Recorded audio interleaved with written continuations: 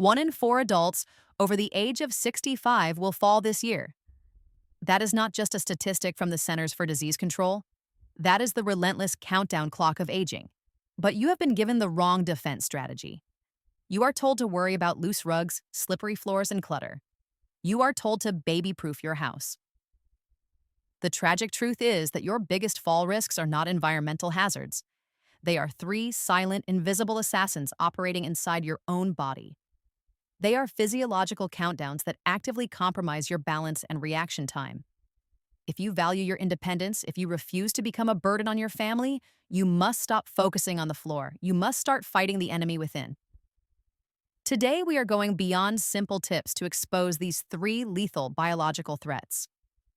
We are going to give you the precise scientific strategy to reverse the clock and reclaim your stability. The thesis: true fall prevention after 65 is not about securing your rugs. It is about systematically reversing the 3 silent, internal physiological countdowns: sarcopenia, osteoporosis, and polypharmacy side effects that are sabotaging your stability from the inside out. Stay with me now, because in the next 18 minutes, we will dismantle these 3 enemies and deliver your science-based blueprint for independence. Chapter 1. The first silent enemy: sarcopenia. This is the muscle thief. Sarcopenia is the single biggest physiological predictor of a future fall, and yet most people mistake it for simple muscle atrophy. Atrophy is muscle loss from disuse. If you stop going to the gym, your muscles shrink. Sarcopenia is something far more malicious. It is the involuntary, progressive loss of muscle mass, strength, and function that comes with aging. NIH data suggests that adults typically lose 3 to 8% of their muscle mass per decade after the age of 30, and this rate of decline significantly increases after 60. This is not a cosmetic problem. It's a life or death engineering problem. To understand why sarcopenia is the #1 cause of poor balance, we have to look deeper than total muscle mass. The true mechanism lies in a specific type of muscle fiber known as the fast twitch fibers. These are the type 2 muscle fibers responsible for explosive power and, critically, instantaneous reflex action.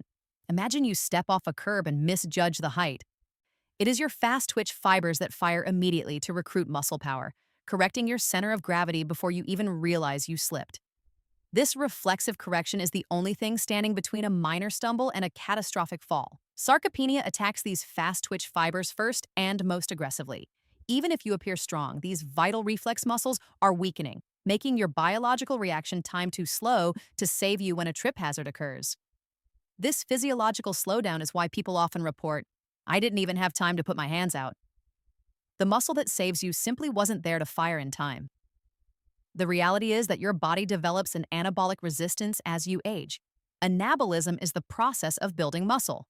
Due to hormonal changes and cellular inefficiencies, the muscles of a person over 65 require a much higher, more targeted dose of protein and stimulation to trigger growth and maintenance compared to a younger person. This is the critical mistake the vast majority of seniors make with their diet and exercise. They eat enough protein to survive, but not enough to fight sarcopenia. You are eating at the maintenance level when you should be eating at the rebuilding level. This leads us directly to the counter strategy required to reverse this decay. Chapter 2. The Sarcopenia Counter Strategy. The fight against the muscle thief requires 2 non-negotiable weapons: targeted protein intake and precise resistance training. We must overcome anabolic resistance. First, let's address the necessary nutritional reengineering. The protein pacing imperative. The old recommended dietary allowance, or RDA, for protein is 0.8 grams per kilogram of body weight. For the aging body, this number is dangerously inadequate. Leading organizations like the European Society for Clinical Nutrition and Metabolism and the American Geriatric Society now strongly recommend a dietary protein intake of 1.0 to 1.2 grams per kilogram of body weight per day for healthy older adults. For someone weighing 150 pounds, that translates to approximately 68 to 82 grams of protein daily. But simply hitting this total number is not enough. This brings us to the concept of protein pacing. Seniors must evenly distribute their protein intake throughout the day to maximize muscle protein synthesis, or MPS. The key scientific threshold is consuming 25 to 30 grams of high-quality protein per meal. Why 25 to 30 grams? This specific amount is required to fully activate the mTOR pathway, which is the cellular signaling pathway that flips the muscle-building switch. If you eat all your protein at dinner, you spend the majority of the day catabolic, meaning you are breaking down muscle faster than you are building it. You need that mTOR switch to be flipped 3 times a day. This is non-negotiable. A 15-gram breakfast will not cut it. You must hit that 30-gram target at breakfast, lunch, and dinner. The leucine trigger. Within the protein you consume, one amino acid is the true game changer, leucine. Leucine acts as the primary activator of the mTOR pathway.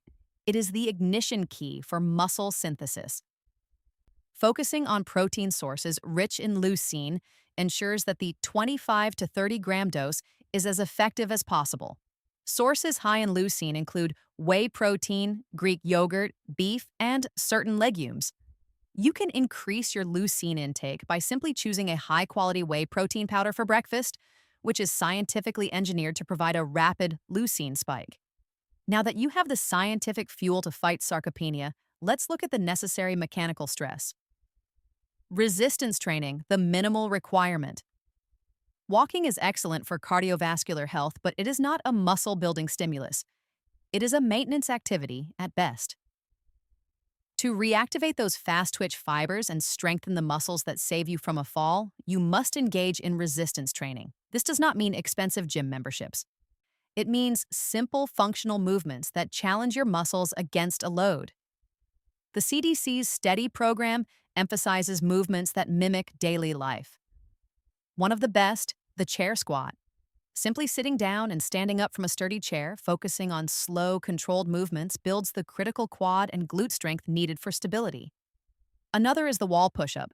Pushing yourself away from a wall builds upper body strength that is crucial for breaking a fall or getting back up. These are not optional. They are the mechanical demand your body needs to accept the protein you are now optimally consuming. Before we move on to the second enemy, if you are struggling with exactly which protein sources are the most effective and affordable, remember that after understanding these biological mechanisms, the next logical step is action. If you want to know precisely which protein is best to combat the first enemy, sarcopenia, be sure to watch our next video, The Protein Formula to Stop Muscle Loss. The 4 Best Foods for Adults Over 65. Chapter 3. The second silent enemy, osteoporosis.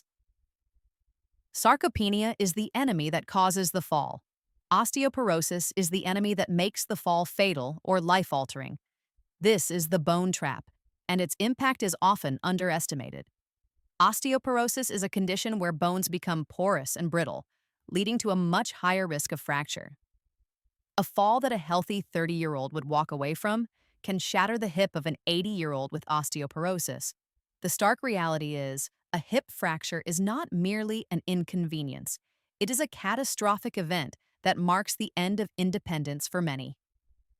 NIH data shows that nearly 1 in 4 patients who suffer a hip fracture will die within 1 year of the injury. This mortality rate is comparable to many forms of cancer. The 2 silent enemies, sarcopenia and osteoporosis, work in tandem. Sarcopenia weakens your balance and reflexes, leading to a fall. Osteoporosis, amplified by age, ensures that the resulting impact is devastating.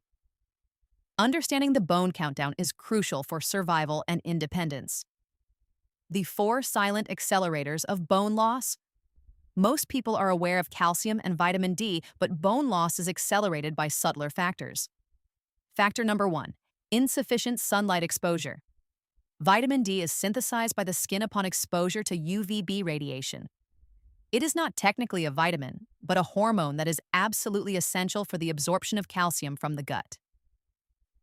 Without adequate vitamin D, all the calcium supplements in the world are largely useless. As we age, the skin's ability to synthesize vitamin D decreases dramatically, and many seniors spend less time outdoors, accelerating this deficiency. Factor number 2, inadequate weight-bearing stress. Just like muscle, bone is dynamic tissue that responds to stress. If the bone does not receive mechanical stress through weight-bearing activity, it begins to resorb itself, losing density. This is a vicious circle. Sarcopenia prevents you from doing weight-bearing activity, which in turn accelerates osteoporosis. The two-step bone strength strategy. Step 1. Targeted supplementation in sun. Consult your doctor for a vitamin D level test.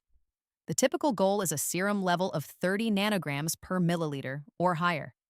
The current NIH recommendation for vitamin D supplementation is 600 to 800 IU daily for seniors, often requiring higher doses under medical supervision if levels are severely low. Prioritize sources of calcium through diet first, dairy, fortified foods, dark leafy greens, but ensure adequate vitamin D absorption via controlled sun exposure or supplementation. Step 2. Weight-bearing exercise. This is distinct from resistance training. Weight-bearing exercises are those where you support your own body weight against gravity, stimulating bone growth. This includes brisk walking, jogging, stair climbing, or low-impact jumping, if appropriate for your joint health. Even standing balance exercises, when done consistently, provide the necessary mechanical stress to signal the bone to retain its density. Chapter 4. Controlling the third enemy. Polypharmacy. The third silent enemy is the most ironic and preventable. The risk created by the very medications meant to help you. We call this polypharmacy, and it is a major, yet often missed, risk factor for falls. Polypharmacy is commonly defined as the regular use of 5 or more medications simultaneously, including over-the-counter drugs and supplements. The risk of adverse drug events and critically falls increases exponentially with each additional prescription. These drugs do not make you trip over a carpet. They cause falls by inducing central nervous system effects, dizziness, drowsiness, impaired cognitive function, and postural instability. This is where the skeptical life hacker persona is most critical. You must scrutinize your medicine cabinet more than your home layout. Decoding the 3 most dangerous drug classes. These 3 classes of drugs are necessary for many, but their side effects must be understood and managed to prevent falls. Dangerous class number 1. Hypnosedatives, sleep aids, and anti-anxiety drugs. This class includes benzodiazepines and the common Z drugs, such as zolpidem or Ambien. The mechanism is simple. These drugs are designed to sedate the central nervous system, making you drowsy. However, their effects often linger, impairing balance, coordination, and reaction time, especially when you wake up in the middle of the night to use the restroom. A study tracking seniors found that the use of these drugs significantly increases the risk of falls, often due to a lingering sedative effect that inhibits the fast-twitch reflexes we discussed earlier. The action here is not to stop taking them, but to urgently discuss deprescribing with your physician the controlled reduction or cessation of unnecessary medications. Ask about behavioral therapies for insomnia, CBTI, as a non-drug alternative. Dangerous class number 2. Certain antidepressants. While vital for mental health, many older generation and even some newer antidepressants carry side effects that directly increase fall risk. The key risk factor is their tendency to cause orthostatic hypotension, OH, which is a sudden drop in blood pressure when moving from a sitting or lying position to a standing position. That dizzy, lightheaded rush you feel when you stand up too quickly is OH. If you are on an antidepressant and experience this frequently, you are an extremely high fall risk. The drop in blood pressure starves the brain of oxygen for a moment, causing temporary imbalance. Your doctor needs to know if you are experiencing this. The strategy is simple. Transition slowly when changing posture. Sit up first, wait 30 seconds, then stand up while holding on to a steady object. Dangerous class number 3. Blood pressure medications. Ironically, the drugs that save you from stroke and heart attack can also put you at risk of falling if the dosage is too aggressive. If your blood pressure is lowered too quickly or too far, it can induce the same dizziness associated with orthostatic hypotension. This is particularly true during changes in activity, heat exposure, or when combined with other drugs. This risk underscores the need for regular blood pressure monitoring in different positions, sitting, standing, to ensure your medication regimen is perfectly balanced. The three-step Polypharmacy protocol. This protocol is your defense against the third enemy. Step 1. The master list. Compile a complete physical list of every single thing you consume. Every prescription, every over-the-counter pill, even daily aspirin, every vitamin, every herbal supplement. Be honest and meticulous. Step 2. The targeted question. Schedule a specific appointment, not a rushed checkup. Hand your doctor and pharmacist the list and ask this precise question. Based on my age and my fall risk, which items on this list have the highest potential for causing dizziness, drowsiness, or imbalance? Step 3. The deep prescribing discussion. Do not ask to stop the drug yourself. Instead, ask the professional, is there a lower dosage, a safer alternative, or a pathway to gradually discontinue any non-critical medication on this list? Taking control of your medications is one of the fastest and most effective ways to lower your internal fall risk. Conclusion and safety. Blueprint. We have exposed the 3 silent internal enemies that are fundamentally more dangerous than any loose carpet. Sarcopenia robs your reflexes. Osteoporosis turns a stumble into a disaster. Polypharmacy sabotages your central nervous system stability. To truly win the fight for independence after 65, you must fight these internal battles first. Your safety is not found in bubble wrapping your environment. It is found in the meticulous, evidence-based management of your own physiology. Here is your 7-day action blueprint to begin reversing these physiological countdowns immediately. Day 1. Compile your master medication list, the Polypharmacy enemy. Day 3. Purchase high-quality protein and set your daily goal for at least 30 grams at 2 main meals, the Sarcopenia enemy. Day 5. Begin the minimal resistance training routine. Perform 3 sets of 8 chair squats and 3 sets of 10 wall push-ups, the Sarcopenia enemy. Day 7. Schedule the targeted appointment with your doctor or pharmacist to review your medications using the 3-step protocol, the Polypharmacy enemy.